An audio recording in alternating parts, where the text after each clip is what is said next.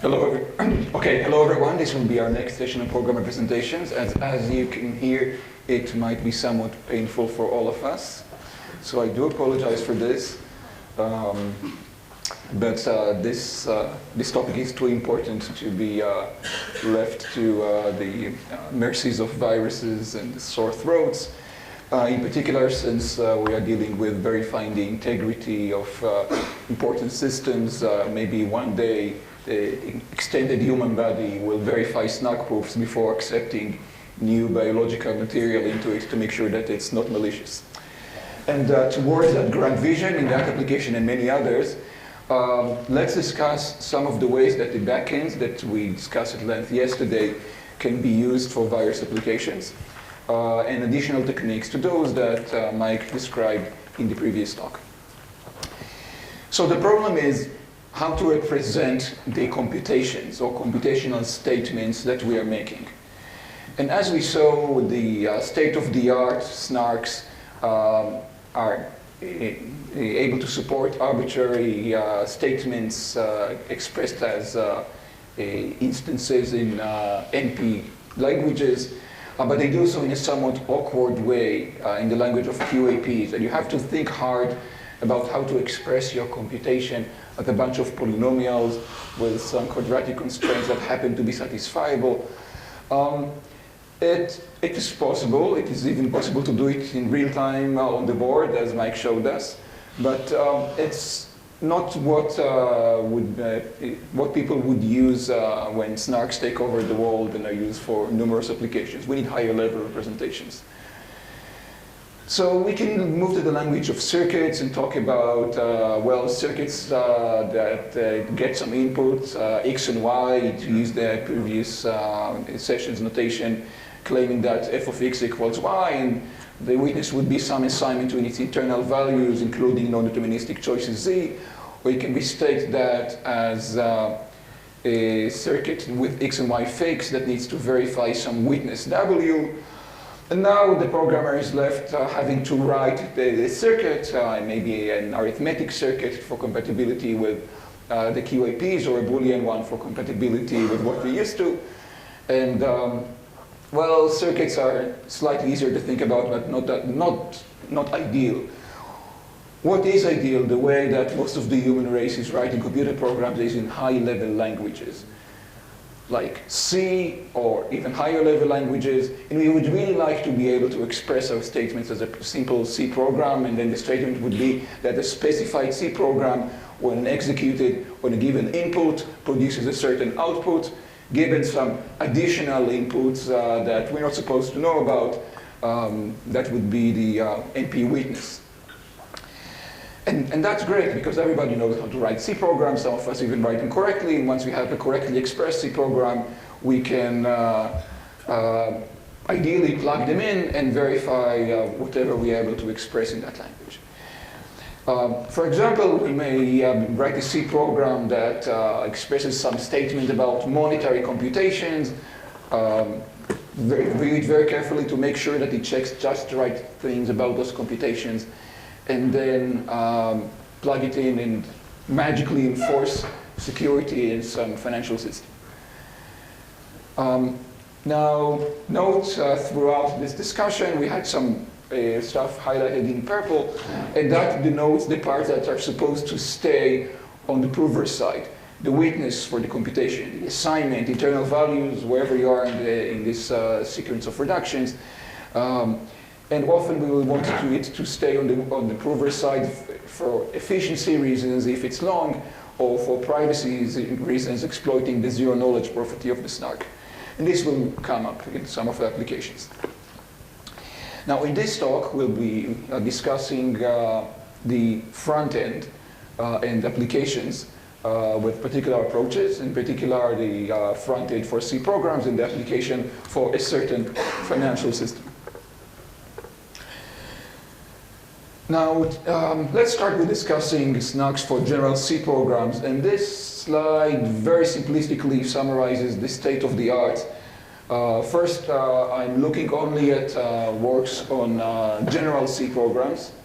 There are many, many works on other program representations, including special cases of C programs. So this is far from comprehensive. In particular, I'm excluding the works that Mike talked about in the previous session. But just for some historical context, so in principle, C program, that's all in MP, so Killian-Micali problem solved.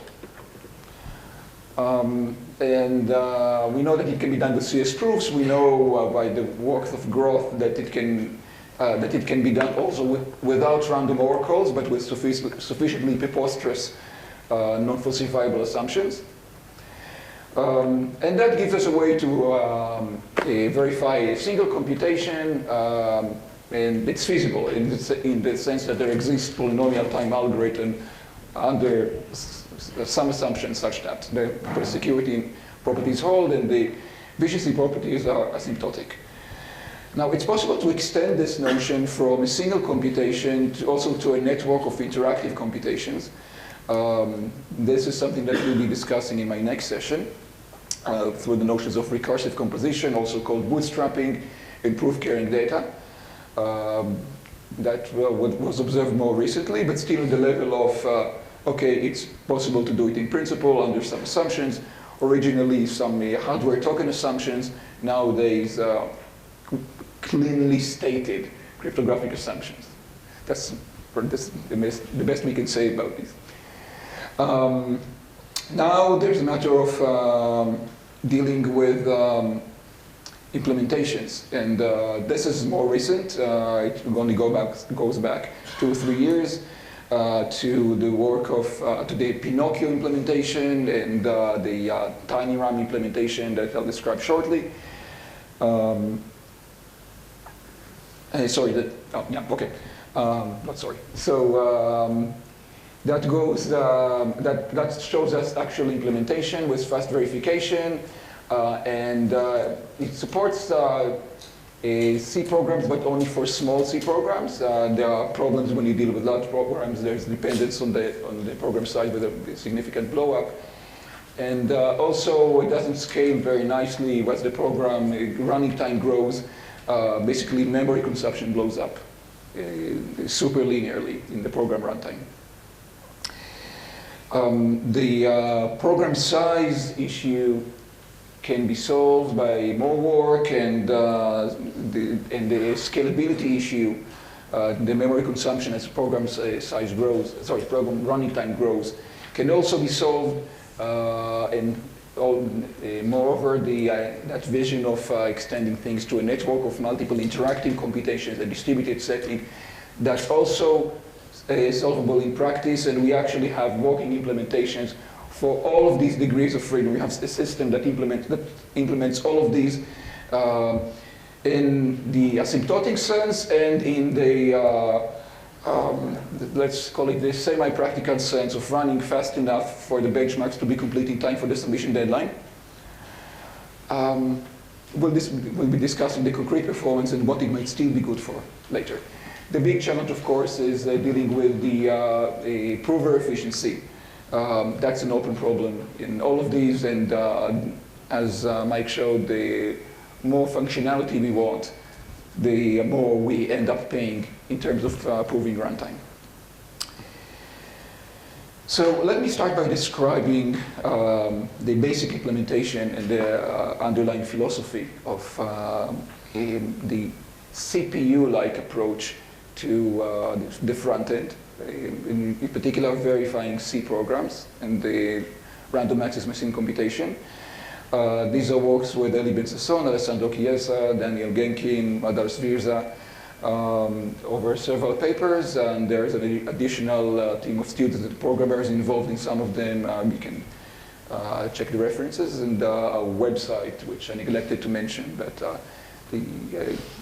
I'll add the link in the next slide. And jumping ahead, the bottom line of this work is that the correct execution of arbitrary C programs can be verified. Verification takes a few milliseconds regardless of the program size and running time, and the proof size is 288 bytes. Okay, so that's the take-home message, and I'm hiding some second-order parameters, but morally this is it. So let's see how these SNARKs for C work. And these will be zero-knowledge SNARKs, that's a feature. And the are pre-processing SNARKs, that's a bug that we'll be discussing later. So the parameters will be such for any C program that runs for T cycles. What does it mean for a C program to run for T cycles? I mean, C is not defined in terms of cycles. Well, think of a natural conversion to your favorite reasonable programming language, and it will probably be tied up to a small constant, and we'll be fixing a particular one shortly. So the preprocessing by the generator, which generates the proving and verifying key, also called a common reference string, because it has private randomness. That takes time, that is T log T, so quasi-linear in the original program's running time. And the prover's generation is also quasi-linear, but T log square T, due to an extra level of reduction in the way. And let's see, and the verification time, well, that's the good news, is essentially linear in the size of the input to the program. And the dependency is very low, so for inputs of reasonable size, say thousands of bits, it's a few milliseconds. And the proof size for 128-bit security is 288 bytes. That's come from the underlying SNARK, and conveniently that fits in a TCP packet. So just think about it. You can run something on the cloud for a year, and a single TCP packet coming back will convince you of the result. So how does this work? To get these results, we, as always in this land of SNARKs, go through a series of reductions. This time we start with C programs. And we want to convert this ultimately into a 1CS format and then plug it into the rest of the chain of reductions that I described yesterday. Now, C programs are too complicated to work with. We need a simpler notation that we can start writing simple constraints for. And the first step is, in our approach, is to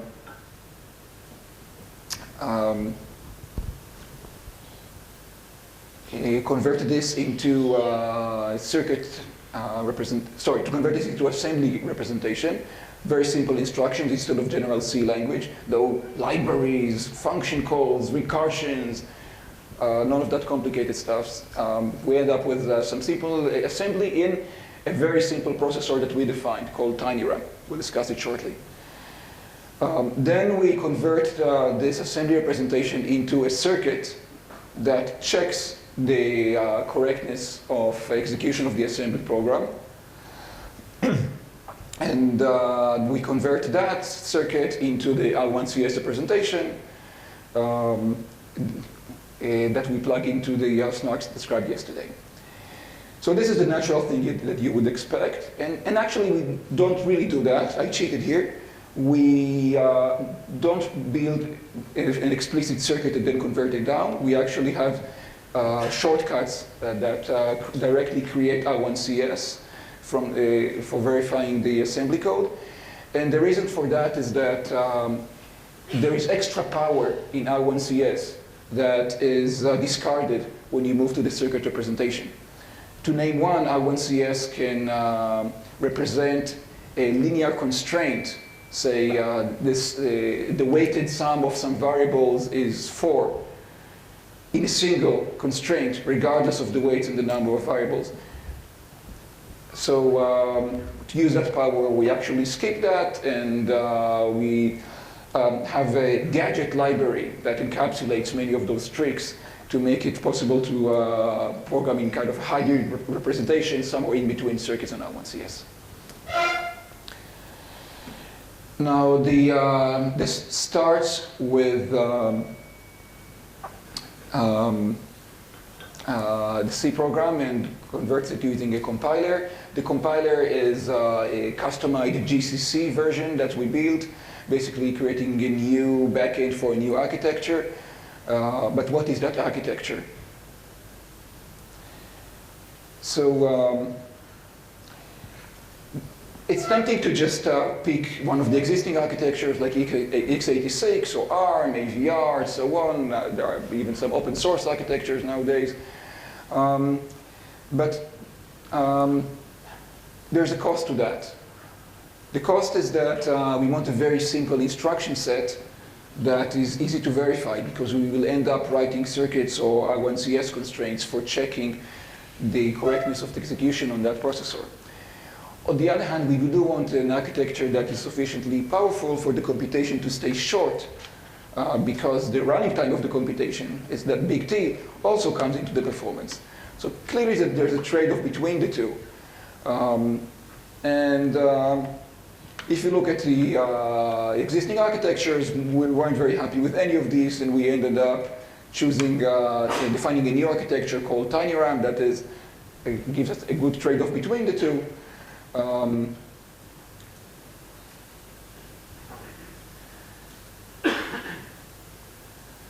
Okay, this is the slide that I was missing earlier.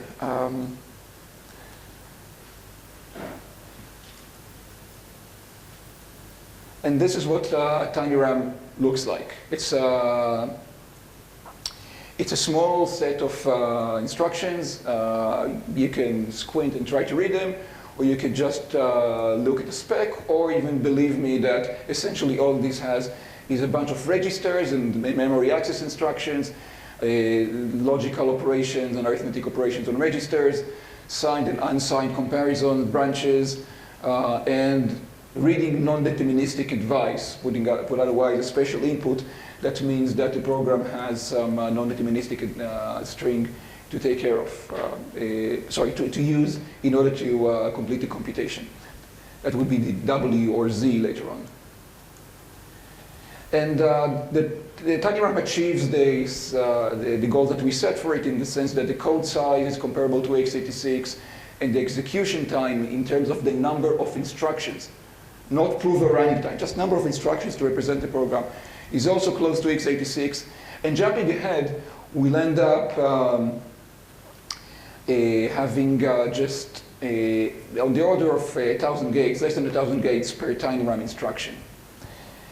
And let's think about it for a minute. We are logically, in terms of the progress of the processor, running nearly as fast as x86, using just 1,000 gates or constraints or, per cycle. How can this be? The x86 architecture is huge. Even the original 8086 had many thousands of transistors. Modern x86s are billions of transistors. How can we do it with just 1,000 transistors? And there's magic here, and that magic is that of non-deterministic advice. Because we are not really doing the computation of the C program, but only checking a previous execution, then we can ask, as part of the witness, to know intermediate values of that computation. We are just checking that values are correctly related to each other and not computing them. So, for example, if you're doing a multiplication, well, actually computing a multiplication in ASIC for Intel requires taking care of carries. And the carries have this dependency as they go up the chain, so you need a logarithmic depth circuit for that. But we don't need that, because we can just guess the carries and make sure that they are consistent and it all works. And we'll give many examples of this later. So the third consideration in the choice of architecture is that it is friendly towards non-determinism, and indeed has a small representation, not just for execution, but especially for verifying the execution. Now this is a good time to go to those, to go back to a bit of motivation, unfortunately slightly misplaced, but related to our discussion right now. Why did we ever even go to the CPU representation? So we could stick with the ASIC approach, as described in the previous session, but there are several problems here. One is dealing with random access memory, things like array access and the pointer dereference, which are rather popular in C programs. And in the general case, where these are really random-looking, say, data-dependent in complicated ways, well, the prior approaches mainly use multiplexers to have a huge array of variables as part of the state, and constraints that implement a multiplexer that chooses the right one. That's a huge overhead per axis. Another issue is loops with data-dependent number of iterations, or similarly recursions with data-dependent depth. Those have to be unrolled to the worst case, but as we saw, sometimes you can do very smart tricks to make the best of the worst case. But there's no recourse other than unrolling them to have enough constraints to capture everything. Then there's nasty stuff like goto that could throw control flow around arbitrarily, and even if you care about it, self-modifying code. So of course, once we move to the CPU approach, like TinyRAM, it's all taken care of. So the next stage is to actually generate these circuits that check TinyRAM programs. So moving from TinyRAM to CircuitSat, here I'll go back to the original lie and pretend that we're building circuits rather than I1CSs. I'll mention a few places where this nice abstraction breaks. So we are going to be presented, where we is a circuit that checks the computation. We are going to be presented with an input that describes what goes into the computation, the input to the C program, the thing it reads using scanf instructions, essentially. And for simplicity, let's assume that the output is just accept. Because if we know, if you want a different output, we could just append it to the input and ask the program to verify that the result of running the original program or the input is consistent with the claimed output. And in addition, there will be some non-deterministic advice provided to the C program using that dedicated instruction. And all of these will be going into a sequence of instructions that the CPU executes step by step. So at time t, there is the program counter and a bunch of registers representing the state, and the program counter will point to some instructions. We are fixing the program now, and those instructions might read the inputs or the witnesses or whatever. So we can summarize everything that happens from the perspective of the CPU into this table of CPU states sorted by time. Note that we don't include memory in this case, nor the inputs, nor the additional witness input. It will just show up in the state whenever we access it. We will take care of it later. And our goal is to design a circuit that that is satisfiable for a given trace, where trace denotes this time-sorted list of CPU states. The circuit is satisfiable if and only if this trace is code consistent, meaning every evolution, every step from step I to step I plus 1 obeys the semantics of the TinyRAM processor as defined in a simple specification. Now, we'll also have to make sure that things are memory consistent, but otherwise what we store into memory is what we read. And we also need to verify the consistency with the inputs. We'll take care of that momentarily. So to take care of code consistency, we build a sub-circuit. Let's call it CTF, or transition function. And this circuit checks every individual transition. It gets as input the incoming state and the outgoing state, and make sure that the two obey the semantics. It doesn't check the content of memory reads because it has nothing to check about. For now, it just believes that whenever a read happens, the correct value showed in memory. This will be verified by additional subcircuits. And then we duplicate this transition function circuit for every transition, but otherwise we have T copies of it. Now there are a bunch of techniques going in here, where there's a register file as part of the state, and we need to emulate instruction fetching, and then accessing the register file, and then doing the ALE operations, and a bunch of other things like updating the program counter or branches. There's some engineering effort there, and some back and forth with the definition of tiny RAM to tighten these. And then there's the question of how can we believe the memory fetches? How do we know that what we get after a store is indeed the thing that was stored? And there are various approaches to this. And one is to just maintain a snapshot of the whole memory for each time step, but otherwise extend the state to contain not just the registers, but also the random access, maintaining the heap and stack of the C program. Of course, this is straightforward. We can now extend the function to check consistency also of the memory, make sure that all values are identical between adjacent steps, except for ones that were read to, and that every time a memory read happens, it's consistent with the correct value in memory. But of course, it's grossly inefficient, especially if the memory size is much larger than the program size. This will dominate the cost. So at the very least, we'll have T times S dependence, where S is the N times S, where N is the program, N is the memory size, and T as before is the running time. And if the memory is as large as the running times, that's the general case for random access machines. They could spend most of their time writing to new memory cells. Then that means T squared cost. We're after T log T, so this can't work. Okay, so we could just restrict the memory addresses to known constants, but otherwise not support data-dependent memory accesses.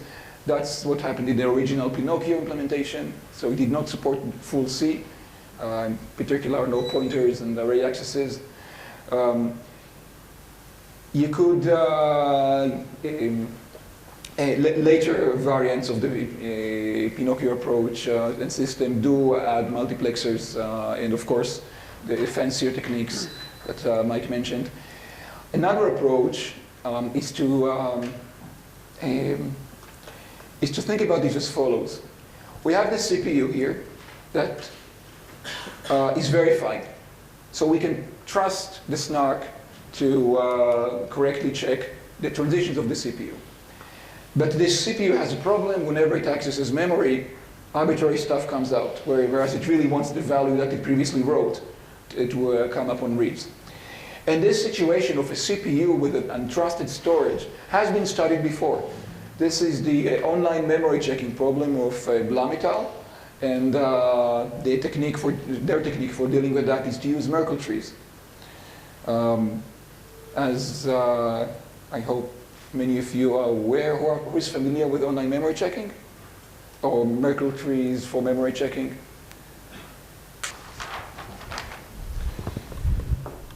So this is a very elegant idea.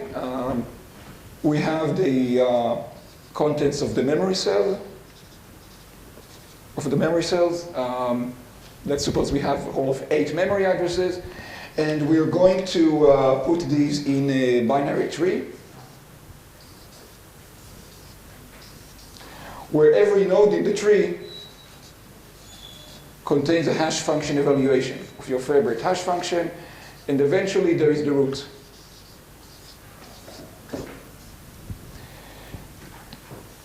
Now this whole thing will be stored in the external untrusted memory.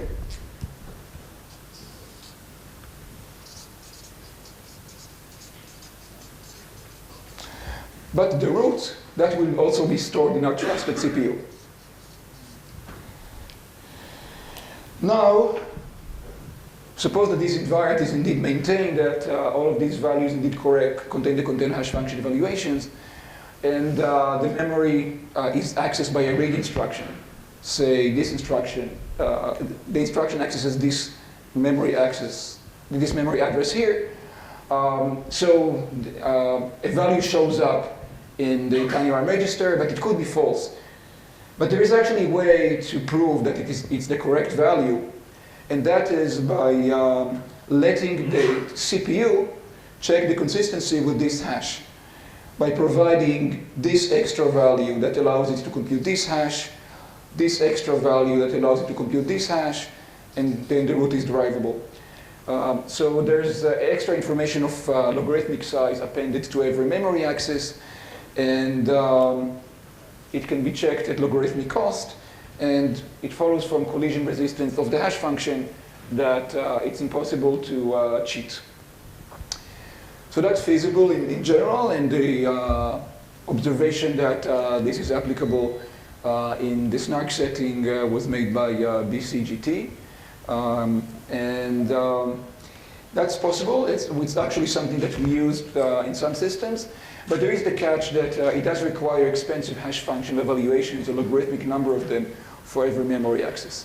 And we want something even tighter that does not use crypto as part of the circuit. Now, what I mean, not using crypto, all of this is about crypto. We're going to use pairings and cryptographically strong fields and unfalsifiable assumptions. Everything will be crypto. Well, yes, but that is in the back end. Now we're talking about what we are plugging into the back end. And so far there was nothing cryptographic. The point is that cryptographic stuff tends to be expensive, especially the public key crypto or even hash functions in our case. And when you take something expensive and put it as part of the statement that you are going to prove, the statement that you are putting into the backend, then you get the overheads of the backend on top of the overheads of what you put in, and then it blows up. So we want a different approach that avoids crypto, an information theoretical approach, if you will. And that's the alternative one presented by BCGT. That was a theory paper later implemented. And the idea is to also consider an alternative representation of the computation, sorted not by time, but by memory address. So it would look like this. You would have a bunch of records. Each says that, say, at time 11, there was a store of the value 100 into memory address 0 by some instruction. And this is sorted by the address as primary index and then by time as secondary index. With this representation, it's actually very easy to check the correct evolution by writing another subcircuit, a memory consistency subcircuit, and then we can have a bunch of these for every memory access, checking the natural things. And now we can derive the final circuit, which actually expects to get as witness both of the representations. It gets the time-sorted trace and has T copies of the time of the transition function subcircuit. It also gets a copy of the memory sorted trace, and then it has to support the worst case, also T copies of the memory consistency checking. And then it needs to make sure that the two are consistent. This is an additional component that is now needed because maybe every memory address is correct, but not for the instructions that were actually executed. And to check the consistency between the two, we use a routing network that ensures that one trace is a permutation of the other. And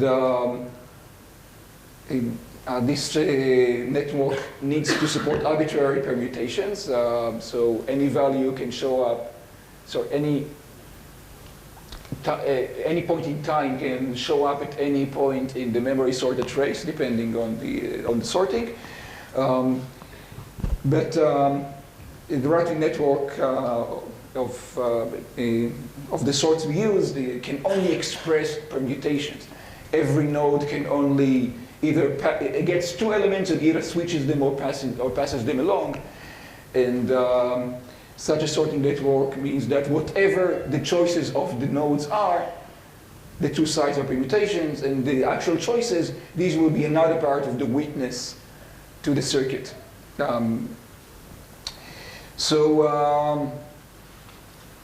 That's it. This is the cost. We get another factor of O of T log T for the routing network, just because the size of the routing network is T log T, O of, but it's with very small constants. And no crypto anyway here. So that's asymptotically, concretely, these are the numbers. As you can see, the number of gates that we spend are roughly 1,000 cycles per step, plus some small dependence on the rest. There is also dependence on the program size, because it comes up into the transition function. We had it hard-coded in the transition function, so this is for small programs. We'll deal with large programs later on. Let me mention a couple of tricks that we use for making things more efficient rather than just writing a Boolean circuit like any electrical engineer would do when faced with a new CPU architecture to implement. So one very natural thing, but very important, is making full power of the field that we live in. Remember that the SNARK forces us to work in a large prime field, and forget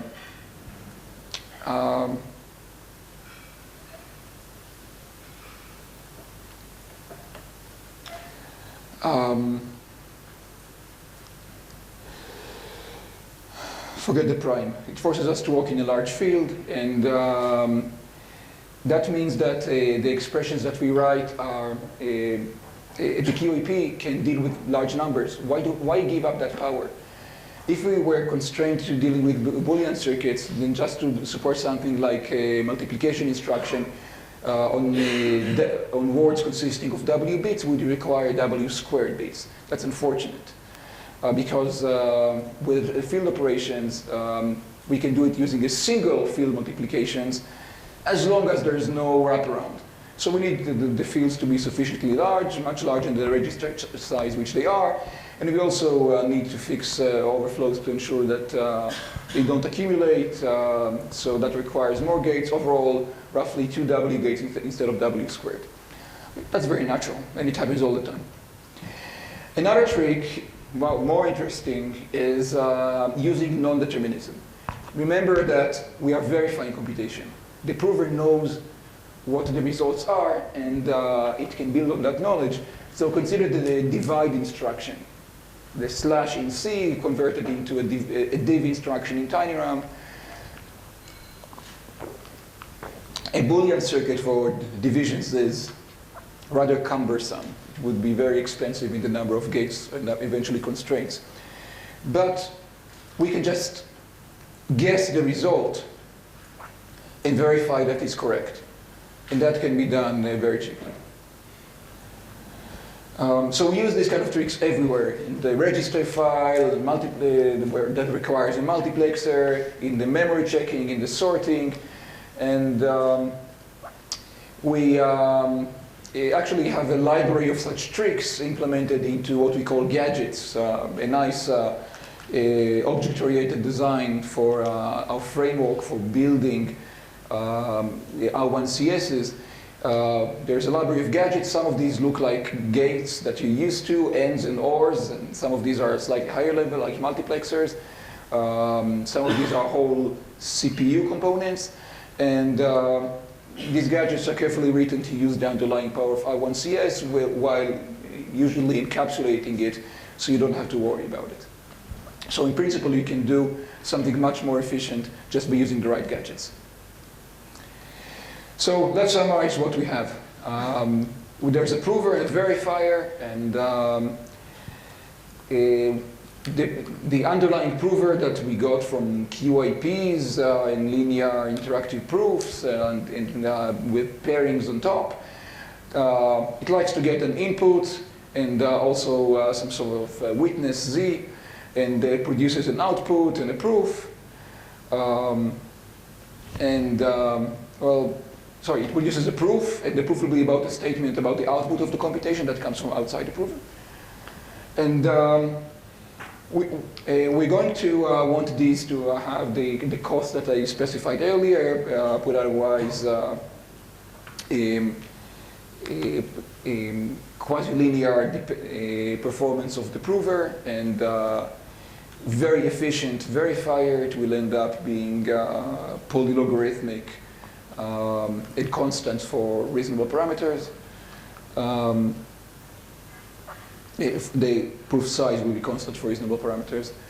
And then there's the generator that needs to generate randomness, and also to decide on what's the bound on the running time. The prover and verifier need to know that. But more importantly, the prover needs to fix an R1CS. Sorry, the generator needs to fix an R1CS that everybody will use, because that is enshrined in the public key, sorry, in the proving key and the verification key. All the proofs will be with respect to that. So the R1CS is generated from a tiny RAM assembly code, and the prover gets a tiny RAM interpreter for executing the assembly code, and therefore it also generates the witness that the R1CS prover will need. And it also generates the output that completes what the statement is, the y in the x and y, or f of x equals y. Then there's a compiler for generating these from the C programs, and the cost is, as stated, t log t for the preprocessing SNARKs.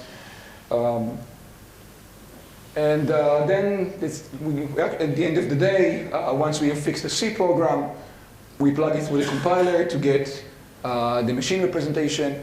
We plug that into the R1CS generator to get a representation of as R1 constraints generated from an intermediate representations of sorting networks and such.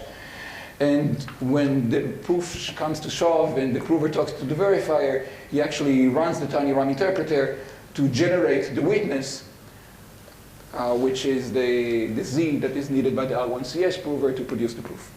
So that's the whole picture. Questions so far? This is a great time for questions.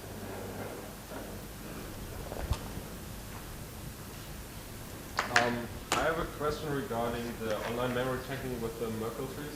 I didn't yet fully understand why this has to be done in the front end and cannot be done in the back end. The backend is not even aware of the concept of memory. It has no notion of the RAM machine, of memory accesses. It does not know what it needs to verify. So it cannot check it's something that it knows nothing about. It has to be fed into it as part of the R1CS system. But foreshadowing my next session, some of the advanced advanced backends will include internally a front end that invokes another backend, and there this will come up. So keep posted.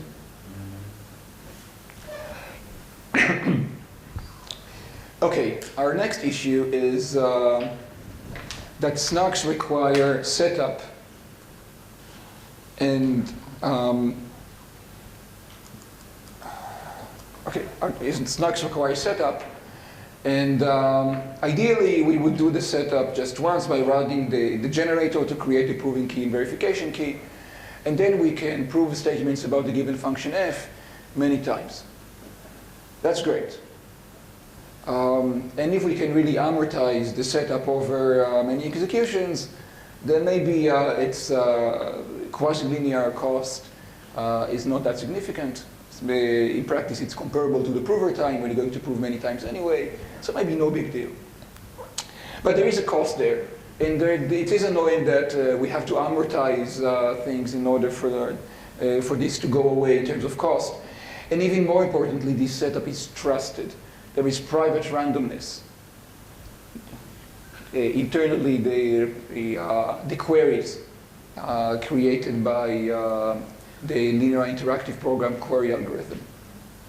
And those are encrypted, but anyone who sees them will be able to convince the verifier of false statements. Soundness goes away.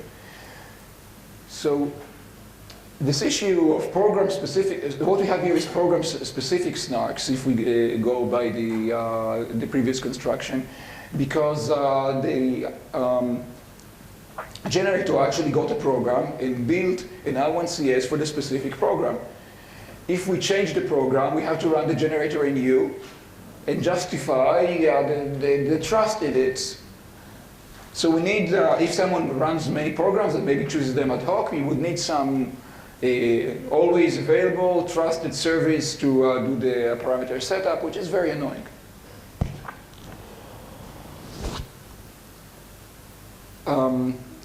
So what we can achieve is SNARKs with universal setup. We can build a SNARK, which is still a preprocessing SNARK, but and it still has private randomness, it still requires trust, but the setup only needs to be ran once. And we can actually achieve this with the caveat that there will be a bound on the computation that a given set of parameters, proving key and verification key, can support.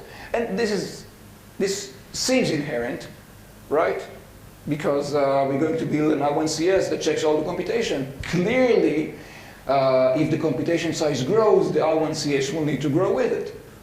That's obvious. It's also false. But we'll see why later. It requires amusing techniques to circumvent this. So concretely, again jumping ahead, a performance for T-step programs in the implementation from the relevant paper, which is BCTV 14 Usenix.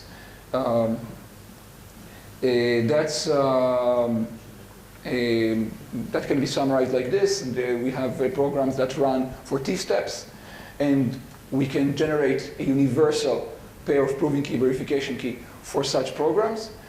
And steps here will be tiny RAM instructions. The running time of the prover will be roughly 50 milliseconds times T on a typical benchmarking machine we used. The full details are in the paper. And the space will be roughly 3 megabytes per step. So, well, let's stare at these numbers for a bit. 50 milliseconds per instruction as opposed to a nanosecond in native execution. That's a large overhead.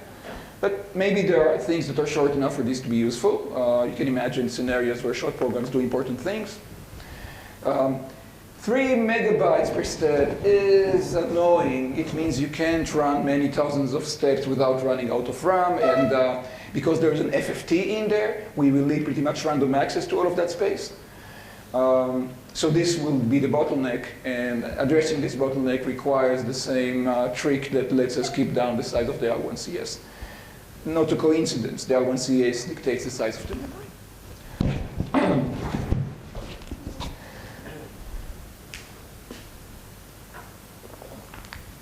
So what's the high-level picture? We're going to have the same SNARK as before, as our backend, but in the front end we will create a circuit which is universal. It's a circuit parameterized by the number of steps T, and it can verify any program running out of T steps. So the circuit generator will get a bound on the program size. It will also get a bound on the program running time, as we said. And it will also need a bound on the size of the input, because that too affects the I1CS.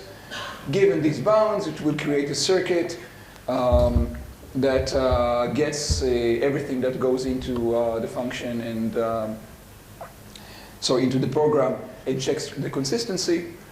And it's universal in the aforementioned sense. It's asymptotically efficient in the sense that the dependence is quasi-linear on the sum of these parameters. In particular, if the the program is dominated by the time, then it's essentially T log T as before. And concretely, if you look at the number of gates per execution step, we end up being not much worse than before, on the order of 1,000 or slightly more gates per instruction. And this is actually, okay, so it's somewhat larger than before because this particular evaluation was on the tiny RAM machine with 32-bit registers. The previous one was 16-bit registers.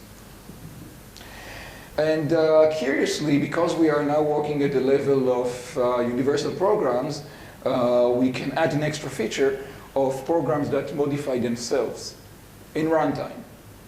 So in principle, you can run self-modifying code or even just-in-time compilers and check that they operated correctly. So in terms of expressive power, this is as powerful as it gets. Now the circuit generator starts similarly to the one before. It goes through TinyRAM and there's a time-sorted trace, and we check every instruction with the next one using a transition function consistency. But the transition function this time does not test the choice of instruction. There is no internal instruction fetch in there. It only checks the relations between the registers, essentially the ALU of the CPU. Then, then we also need to fetch the instructions, and we can no longer hard code them in the transition function. But what we use is just borrow a page from the design of modern processors, which use a von Neumann architecture. Von Neumann architecture means that the code is part of the memory, and every instruction fetches, every time cycle the CPU fetches the next instruction from the memory. So we already know how to check consistency with the memory using a memory sorted trace and a sorting network, ensuring consistency between the time view of things and the memory view of things. And what we do is augment the circuit to fetch not just data but also code by the same mechanism. There are many implementation details to actually making it go through, but this is the intuition. And the cost here is linear it's quasi-linear in the time, as you can expect. Reading and writing to the memory is done using the same routing network as before. Yes? The read and write instructions, I mean, if you use just in time, then should this be done in an online manner? Okay, that's a great question. If things are done adaptively as the program executes, then how can we know what the sorting network would look like? These kind of sorting networks, in principle, any switch can be affected by any memory access. And this is again where the difference between execution and verification comes in. At the point where we produce the proof, we have already completed the computation. We know what memory accesses it did. We already have copies of the traces. And we can compute the corresponding switches for the sorting network and then plug all of this into the circuit to verify. From the circuit's point of view, it's as if there is non-deterministic advice about the values of the switches that it can verify. So we can now do a one-time trusted setup to verify any computation of a given size and moreover do it in zero knowledge. Let's summarize this part of the discussion by recalling this slide from earlier and posing the big question of doing all of this but more efficiently. And now we know that more efficiently here is affected by many things. It's affected by yesterday's backends, and it's also affected by the front ends. And in particular, this front end is expensive. 1,000 gates per instruction. It's very little compared to Intel's instructions. It's huge compared to what the instruction really does at the end of the day, which might be adding to registers. 1,000 gates for adding to registers is a lot. This is where we do pay for the generality and self-modifying and the universality. We do pay for that inefficiency, again, driving us towards the bottom right of my X-graph. And this would be a good time for questions and a subsequent break. No $100 for the solution?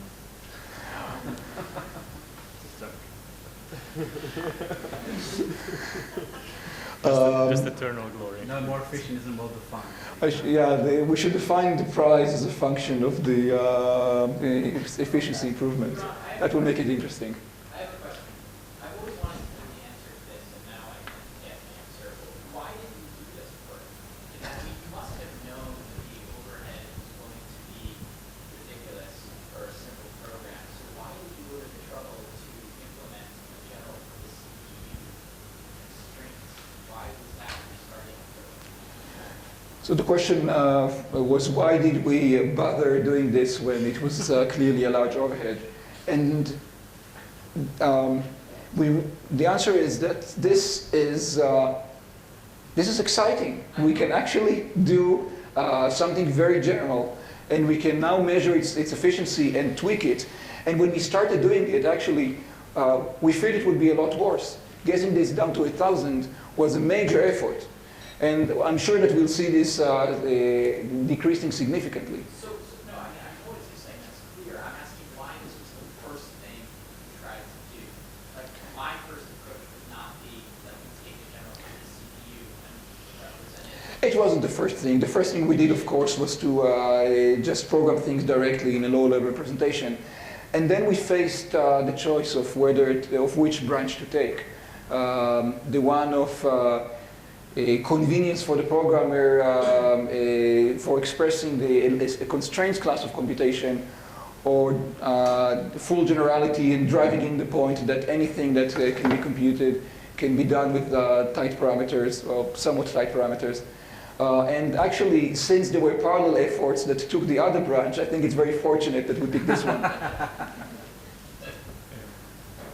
would like to contribute some other interesting insights about this. As far as PCPs are concerned, the ASIC approach is not clear how to carry it through. So in parallel to this effort, we were also working on PCPs where we already had good understanding of generic reductions for sort of computations. And so this correlated skill is also reflected in these generic reductions for SNARKs. PCPs, one of the reasons that we still don't have them for specific applications is that they're very difficult to program for specific applications. In some sense, they want to speak a generic language, and you're forced to pay for this universality. Preprocessing SNARKs are wonderful in the sense that they give you this freedom to tailor them with ASICs and sort of make them already practical today for special applications. Yeah, very, very much so. I think that when we move on to, eventually move on to new ideas in the construction of SNARKs, it could be that they would also have this property like PCPs where universal circuits, roughly circuits that have a lot of structure, repeating the same sub-circuit over and over like happens here. These may be much cheaper for the underlying backend to execute than arbitrary circuits of the same size. That's not true for R1CS. R1CS does not in any way exploit the fact that there's a million copies of the same small number of constraints offset from each other. For PCP-based SNARKs, if you look at the algebraic constraint satisfaction language, which is their native language, the one analogous to R1CS, then it rewards you generously for having these kind of repeating structures. So you have this for a fixed time bound, you can Now, why can't I break a computation and then through, as long as it's good for the verifier, I just break my instructions? I see the only point is that the memory needs to be verified across two sets. Is that possible? Yes, so definitely, if you can always break the computation. There will be two main reservations. One is that you will have indeed to keep consistency of the state and memory and register file between these, and you would have to do it in zero knowledge, if zero knowledge is desired. And the other one is that the proof size will then grow with the number of chunks. If you want to keep the proof size down, then you'll have to wait for the next session tomorrow, to a next session. Thank you very much.